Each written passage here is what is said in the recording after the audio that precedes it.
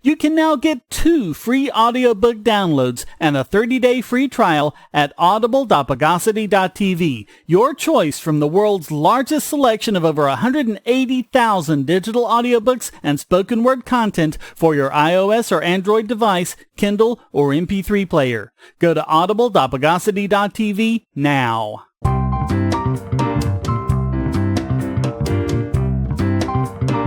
Welcome to the Bogosity podcast for the week of August 7th, 2017, the podcast that pirouettes down palsied paths.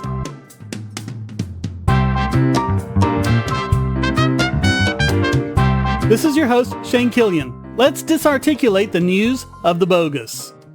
Back in May, we gave you the story of baby Charlie, an infant under the so-called care of the NHS who prevented his parents from taking him to America for treatment. We have a very sad update. The NHS and the British courts were able to delay things so long that baby Charlie became untreatable, at which point his parents had to give up the fight. For months, his parents had to fight deliberate misinformation from the NHS in court, including allegations from Charlie's kidnappers at Great Ormond Street Hospital that Charlie had irreversible brain damage when scans that were not made available to the parents at the initial trial showed otherwise, and that Charlie had gone blind, which was easily refuted with video evidence. It all culminated on July 21st, when the NHS showed the latest results of Charlie's MRI in court, without giving the parents a chance to see it first. The MRI showed that Charlie's condition had progressed to the point where it was now untreatable. Charlie's mother cried and stormed out. His father looked directly at barrister Katie Gollop and mouthed, "Evil," then followed his wife. Their lawyer, Grant Armstrong, said that Gollop shouldn't have sprung this in court without showing the parents first. And what did Gollop have to say for herself? Quote, "I'm very sorry. I didn't mean to cause distress. Then why didn't you show it to them first?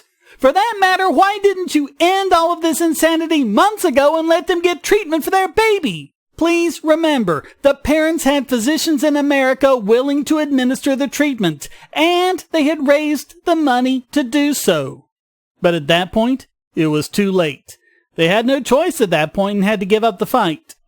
His mother, Connie Yates, said in a statement, quote, "This is one of the hardest things that we will ever have to say, and we are about to do the hardest thing that we'll ever have to do, which is to let our beautiful little Charlie go.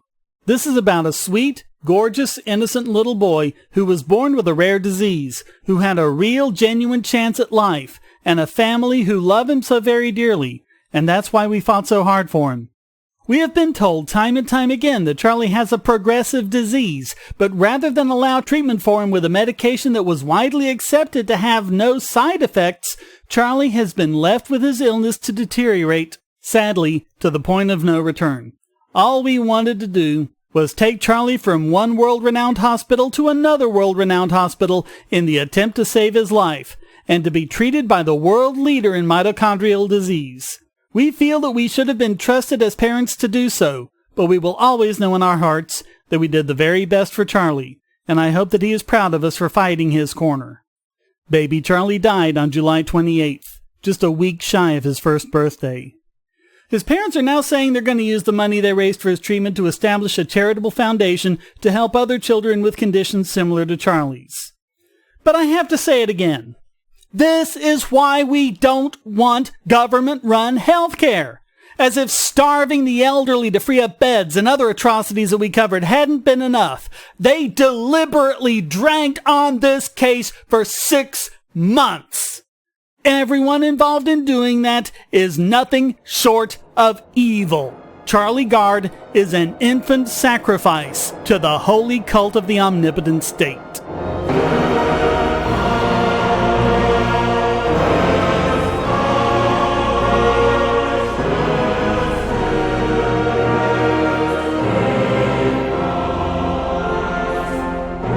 Something else we've been talking about for the last several months is the allegation that the Russian government hacked the U.S. election, something that was always laughable. And we've pointed out why the things they probably did try had no chance of working. But there was always one that was just drop your jaw stupid. The idea that Russians were behind the leaks of DNC data. Now, an independent group has investigated the evidence used against Russia and confirmed what basically every cybersecurity expert worth his salt has been saying. Russia had nothing to do with it. It was an inside job by someone who planted indicators pointing at Russia. So who did hack the DNC? Technically, no one. These were leaks, not hacks. An insider copied data from the server onto external storage, inserting the signs that Russia had done it. But he couldn't get rid of the signs that it couldn't have been Russian hackers, such as the fact that the data was copied at a speed far too fast to be a remote hack over the internet.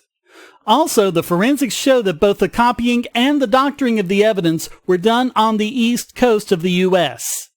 One question that remains unanswered is why the FBI failed to perform any independent forensics on the original Guccifer 2.0 material. Also still in question is why multiple assessments from the FBI, CIA, and NSA performed no forensic investigation whatsoever. The analyst said, quote, "Based on the cumulatively unique technical experience of our ex-NSA colleagues, we have been saying for almost a year that the DNC data reached WikiLeaks via a copy/leak by a DNC insider, but almost certainly not the same person who copied DNC data on July 5th, 2016. From the information available, we conclude that the same inside DNC copy leak process was used at two different times by two different entities for two distinctly different purposes. 1. An inside leak to WikiLeaks before Julian Assange announced on June 12, 2016 that he had DNC documents and planned to publish them, which he did on July 22nd, the presumed objective being to expose strong DNC bias toward the Clinton candidacy. And 2. A separate leak on July 5th, 2016 to preemptively taint anything WikiLeaks might later publish by showing it came from a Russian hack. They said that the government's response was in, quote, the same agenda-driven category, unquote, as the justification for George W. Bush's attack on Iraq in 2003. Quote, the recent forensic findings mentioned above cast serious doubts on the underpinnings of the extraordinarily successful campaign to blame the Russian government for hacking. Since the content of the DNC emails reeked of pro-Clinton bias, her campaign saw an overriding need to divert attention from content to provenance. The campaign was enthusiastically supported by a compliant mainstream media. They are still on a roll. The Russians were the ideal culprit, and after WikiLeaks editor Julian Assange announced the leak, her campaign had more than a month before the convention to insert its own forensic facts and prime the media to pump out the blame on Russian meddling. Mrs. Clinton's PR chief, Jennifer Palmieri, has explained how she used golf carts to make the rounds at the convention. She wrote that her mission was to get the press to focus on something even we found difficult to process, the prospect that Russia had not only hacked and stolen emails from the DNC, but that it had done so to help Donald Trump and hurt Hillary Clinton. Independent cyber investigators have now completed the kind of forensic work that the intelligence assessment did not do. They found that the purported hack of the DNC by Guccifer 2.0 was not a hack by Russia or anyone else. Rather, it originated with a copy onto an external storage device, a thumb drive for example, by an insider. The data was leaked after being doctored with a cut-and-paste job to implicate Russia. We do not know who or what the murky Guccifer 2.0 is. You may wish to ask the FBI. Say, if you're tired of the promos in this podcast, well, the patrons got it early and with no ads or promos. Just go to patreon.bogosity.tv and donate at any level. Do you have children or nieces or nephews? Are you homeschooling or just want to counter some of the socialist indoctrination most children get in school? If so, go to bogosity.tv/TuttleTwins and you'll be taken to a website where you can get some great books for elementary age children. The Tuttle Twins books are books about liberty and free market economics that include children's versions of Bastiat's The Law, Leonard Read's I, Pencil, and Hayek's The Road to Serfdom, as well as books about the Federal Reserve and how regulations protect business cronies. They'll learn about the harm caused by eminent domain, or regulations passed in the name of safety, and fundamental concepts of liberty. And as you can see from the sample pages on the website, they're all easy to read and nicely illustrated. They're just $9.99 a piece, or get a special discount as well as free bonuses when you purchase all 5. You can even buy in bulk to donate to schools and local libraries. So get the Tuttle Twins books at bogosity.tv/TuttleTwins.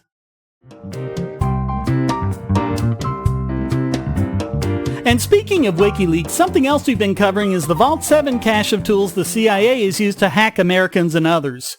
We've covered a few of these. We haven't done them all because not all of them are relevant to end users and are mostly just more of the same, but there's an interesting wrinkle in the 17th release, coded as UCL/Raytheon. UCL refers to the Umbrage Component Library project, which contains proof-of-concept examples of malware attack vectors, and Raytheon Blackbird Technologies, which analyzed actual malware attacks in the wild and gave recommendations to the CIA team as how to develop their own. You can probably see where this is going, but let me talk briefly about the tools first.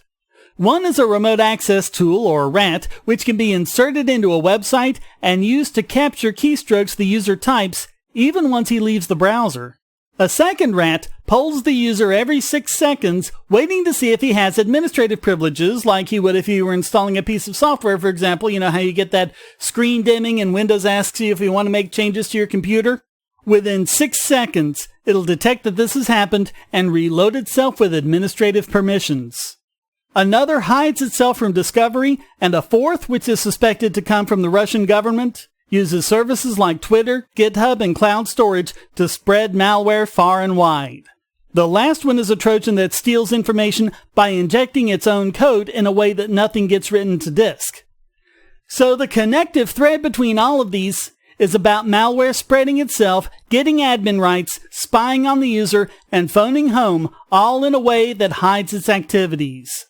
Now, all of these have been known about for years, so anti-malware software like Windows Defender knows how to protect against them. But the recommendations of Raytheon point to what the CIA really wanted to do: create their own. They wanted to develop their own malware, not for targeted attacks based on good intel or court orders or whatever, but widespread malware spying on millions of computers and systems, as well as social media, in a way that can't be detected. And the scary part is, we have no way of knowing how successful they ultimately were.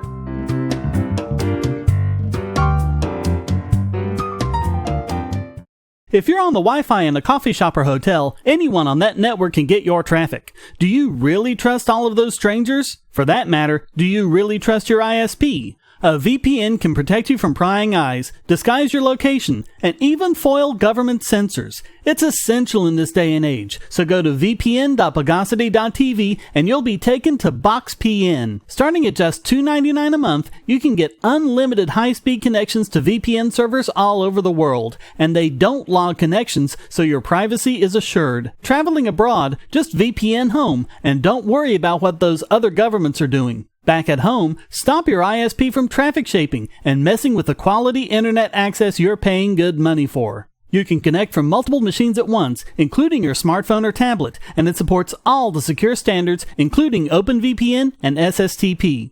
Bypass censors and surveillance with your own secure VPN connection. Go to vpn.bogosity.tv.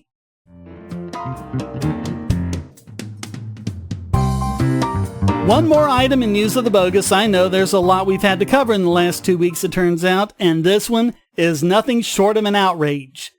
If you've ever dismissed men's rights advocates pointing out the inequities with legal procedures such as child support, you really need to stop doing that, because when it gets this extreme, everyone needs to pay attention. A Texas man, Gabriel Cornejo, has been told by child support court that he needs to pay child support as well as $65,000 in back payments. The wrinkle? The child isn't his. From Cornejo's point of view, the story started last year, while he and his wife were raising 3 children of their own as well as 2 of his nephews, when a deputy served him with court papers saying he needs to pay child support on a 16-year-old girl he never even knew existed. The girl's mother, Carol Stith, insists that Cornejo is the father, and the court has listened and believed, insisting that he must be. That was back in 2003. And the court isn't letting little things like a DNA test get in the way. In fact, they actually acknowledge that the DNA test shows she isn't his daughter, but say that he can still be on the hook for child support that accrued before the DNA test was administered. Stith justified this to local news by saying, quote, "There can be consequences, even if you don't do anything." According to the court, the original order cannot be amended, so Cornejo and his attorney Cheryl Coleman are going back to court next month to try and persuade a judge to reopen the case. But if the judge refuses, Cornejo must pay up and may even end up behind bars.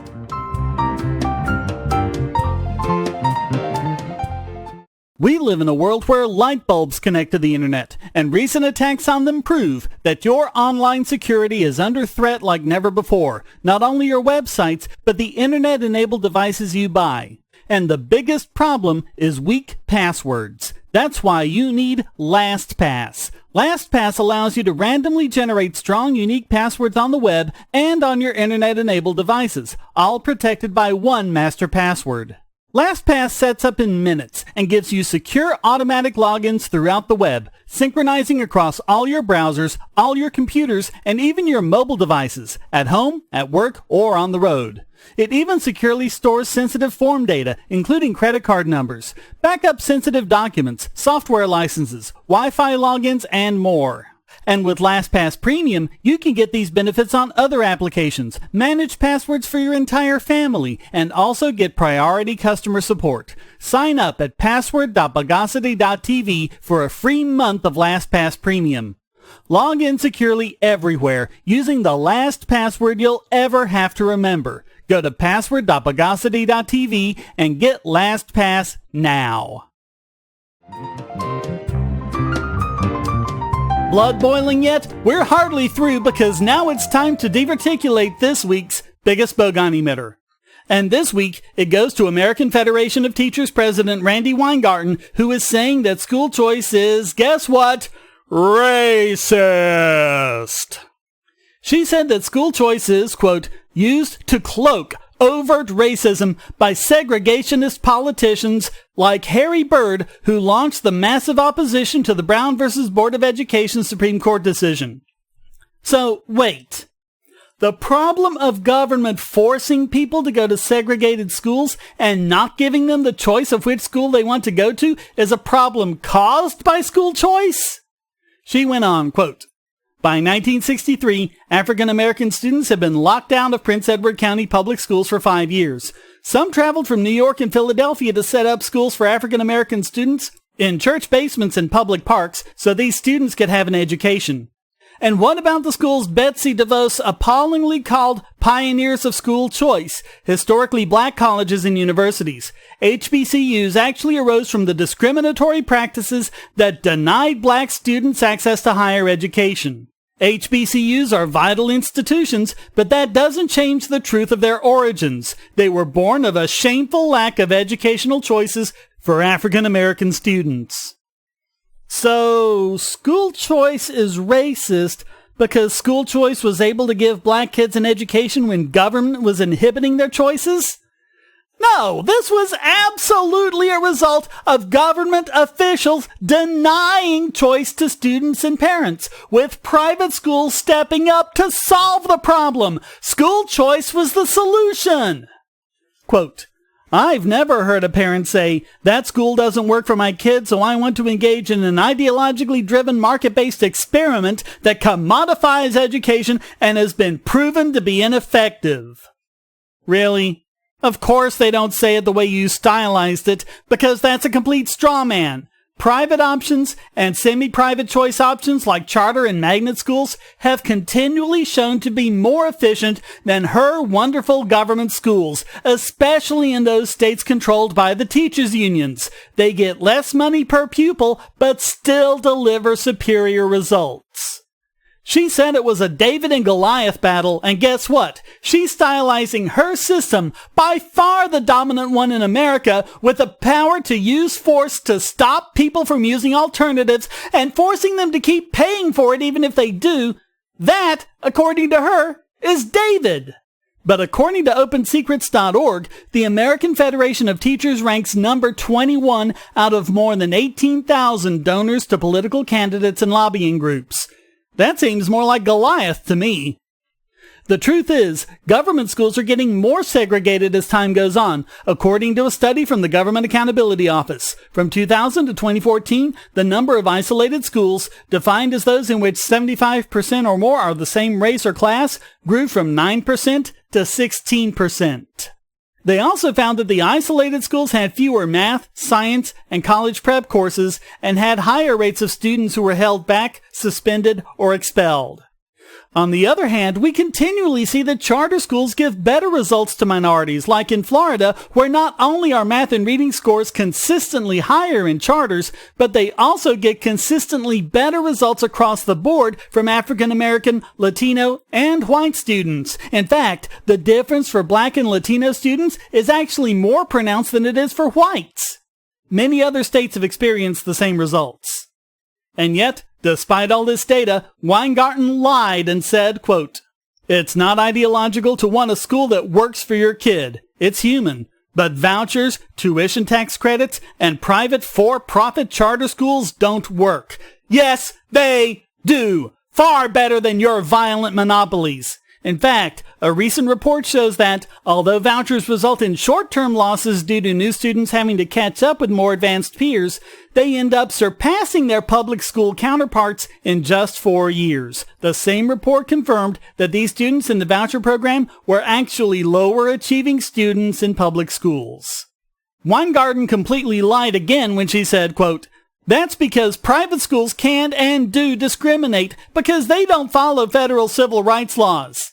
Except they generally have better diversity. Charter and magnet schools work by lottery, where students are selected at random, and private schools actually want the disadvantaged kids more than any other, and go out of their way to try to get parents to enroll them. The roadblocks in their way are from governments, who put onerous requirements on the parents, who sometimes have to begin the application process years in advance. The fact is, it's villains like Weingarten who are the racists, by spreading deliberate lies to try and prevent what she even acknowledged is the best chance poor minority students have, the very school choice initiatives she's trying to stop. She cares more about her government and her union than she does about parents and students. So that's why only Randi Weingarten could have been this week's biggest Bogon emitter.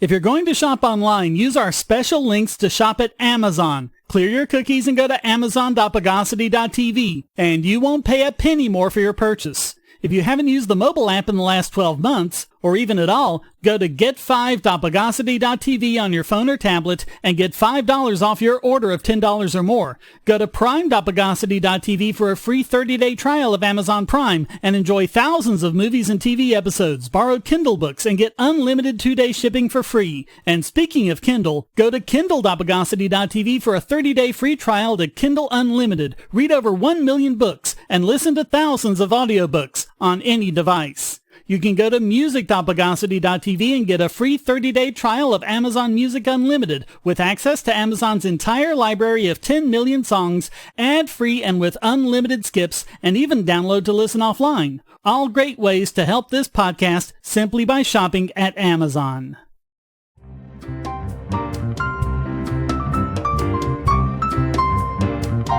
And now let's misclassify this week's Idiot Extraordinaire.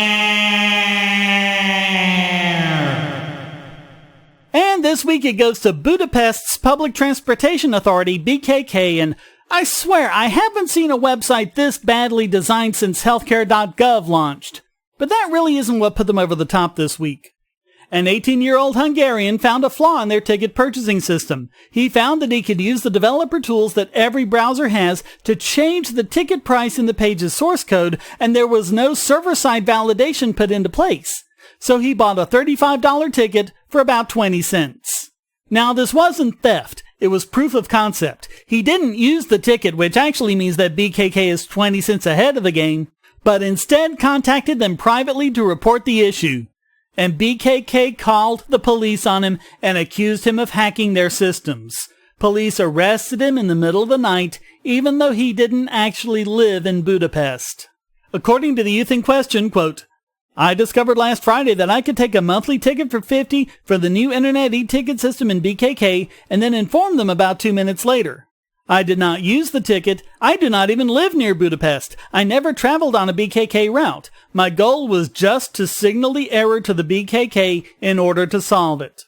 The BKK has not been able to answer me for 4 days, but in their press conference today, they said it was a cyber attack and was reported. I found an amateur bug that could be exploited by many people. No one seriously thinks an 18-year-old kid would have played a serious security system and wanted to commit a crime by promptly telling the authorities.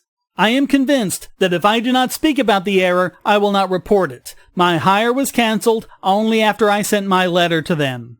Now, that alone would have been enough to win it for BKK this week, but they didn't stop there. They held a press conference where they bragged about catching this notorious hacker, which they did so when the hacker contacted them, so yeah, mad skills there.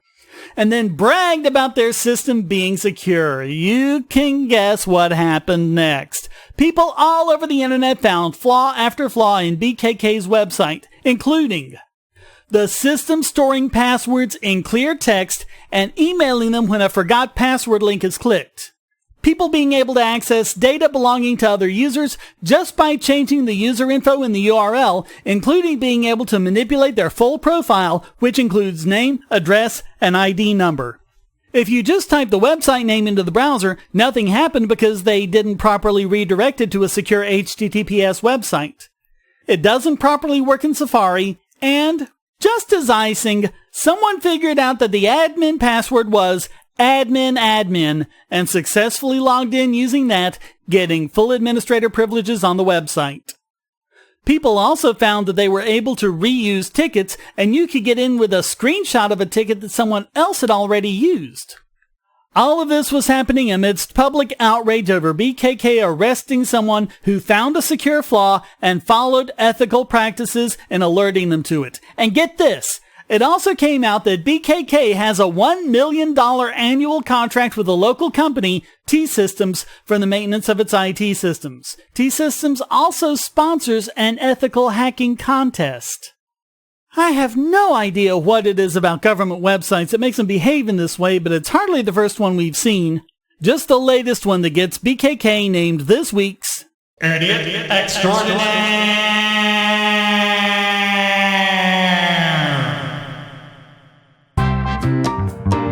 Well, that wraps up this You Managed to Speak for 8 minutes Without Actually Saying Anything edition of the Bogosity podcast. Come join the discussion at forum.bogosity.tv and feel free to send a question, statement, news article, or rant in text or audio to podcast@bogosity.tv. This podcast depends on you to keep going, so please donate using the links on the website or the QR codes in the thumbnail, or become a patron at patreon.bogosity.tv and get the podcast and YouTube videos early and without ads or promos.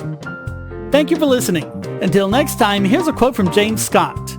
Consider all tabulation systems infected by bad actors until a third party, not affiliated with the manufacturer or election officials, proves they are secure.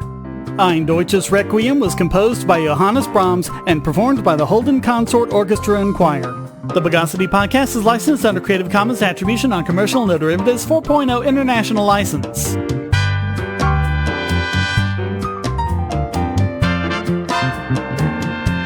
Bogosity.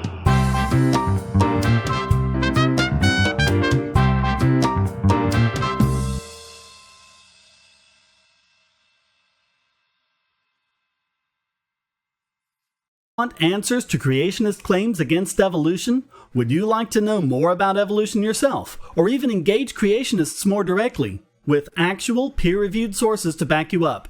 My book, How Evolution is Scientific, is designed to show the basics of evolutionary theory and how it is so well supported using the scientific method.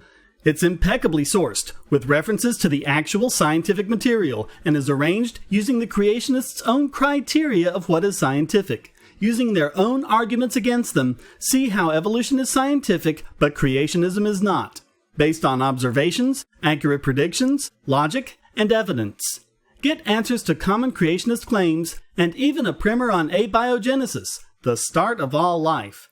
It's all in my book, How Evolution is Scientific, available at Amazon and on Kindle, EPUB, and PDF as well. Get How Evolution is Scientific and never be taken in by creationists again.